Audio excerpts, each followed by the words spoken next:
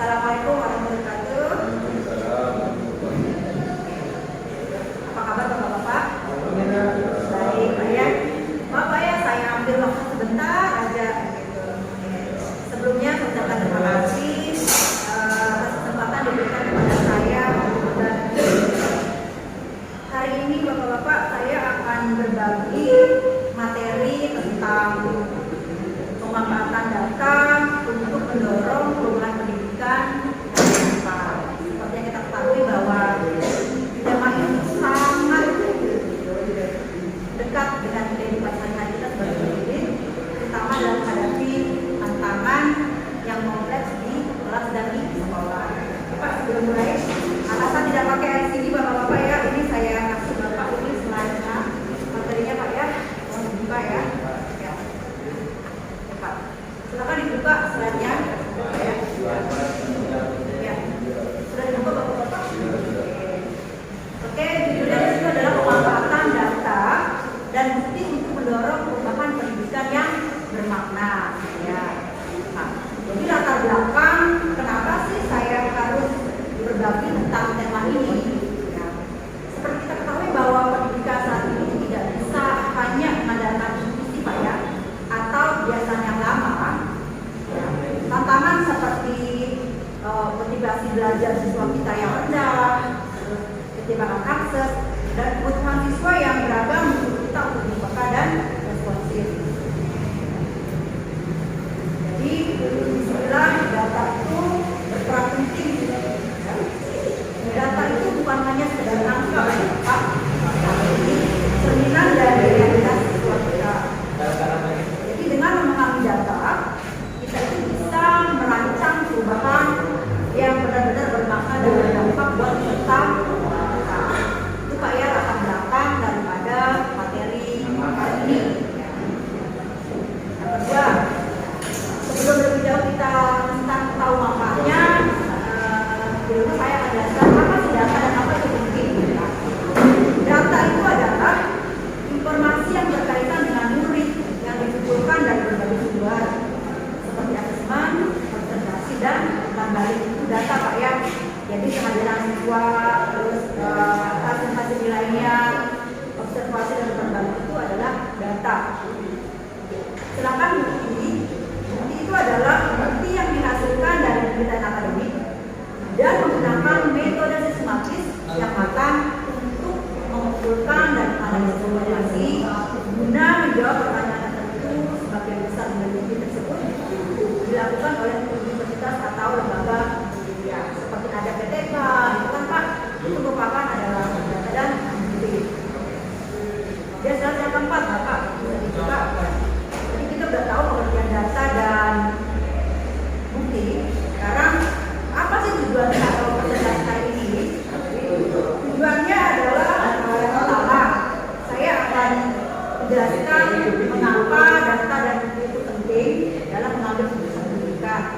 Yang kedua, nanti saya akan memberikan contoh nyata pemanfaatannya.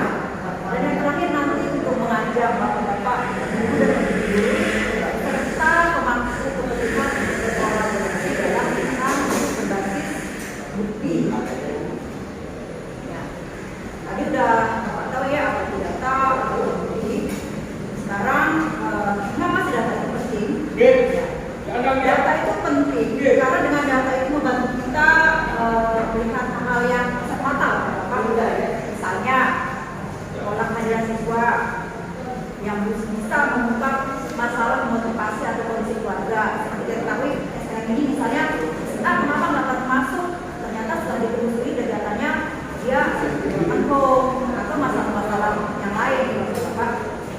Yang kedua, mendeteksi pola perilaku yang belajar dan kembangkan juga menjadi dasar deteksi, evaluasi dan perbaikan berkelanjutan. Yang keempat nanti akan meningkatkan akuntabilitas dan transparansi dalam proses pembelajaran. Itu Pak ya, jadi kenapa yang itu sangat penting. Tadi kita udah tahu apa pengertian data dan kenapa data itu penting. Sekarang ada beberapa jenis data. Data itu ada tiga Pak. Ada yang namanya data kuantitatif, kualitatif, dan visual.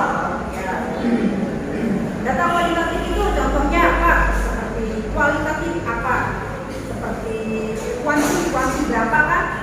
nilai berapa sih nilai ujiannya, absensi, berapa jumlah kehadirannya, belajar.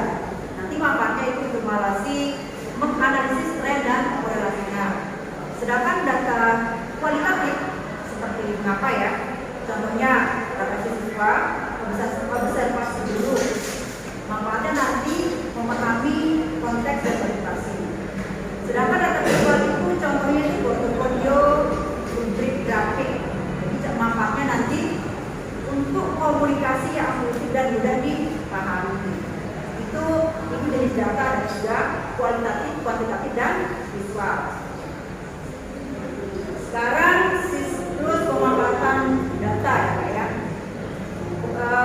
Di sekolah kami itu kita menggunakan dari pengumpulan data melalui Google Form, lalu analisis dengan sheet atau dashboard visual. Kemudian kami refleksikan bersama dalam sesi bulanan. Selanjutnya kita ambil tindakan seperti refleksi IBP atau RLKI dan akhirnya monitoring melalui log harian dan portofolio kita. Ini membuat proses pembelajaran itu menjadi lebih dinamis dan terarah. Oke, ada pertanyaan apa Bapak? Tidak ada Pak ya?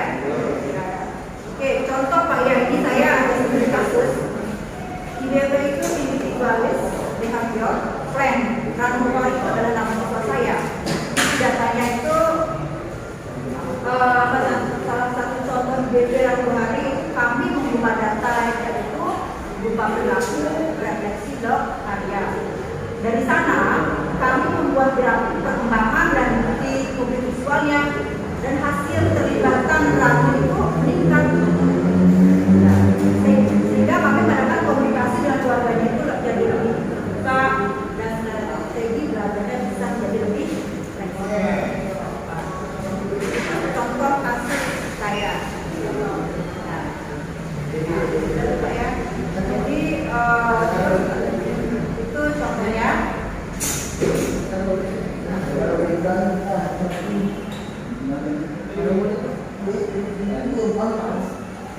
Jadi untuk itu kita harus mengadakan kolaborasi berbasis bukti.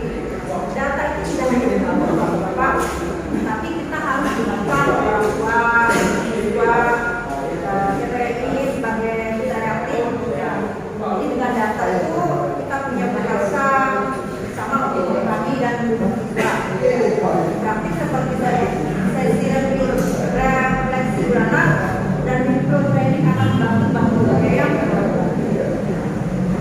tentu kita itu akan punya tantangan dan solusinya ya. Tantangannya seperti depan ini Pak ya, beban kerja guru, tapi solusinya kita menggunakan teknologi digital otomatis dan ketidakpahaman terhadap data.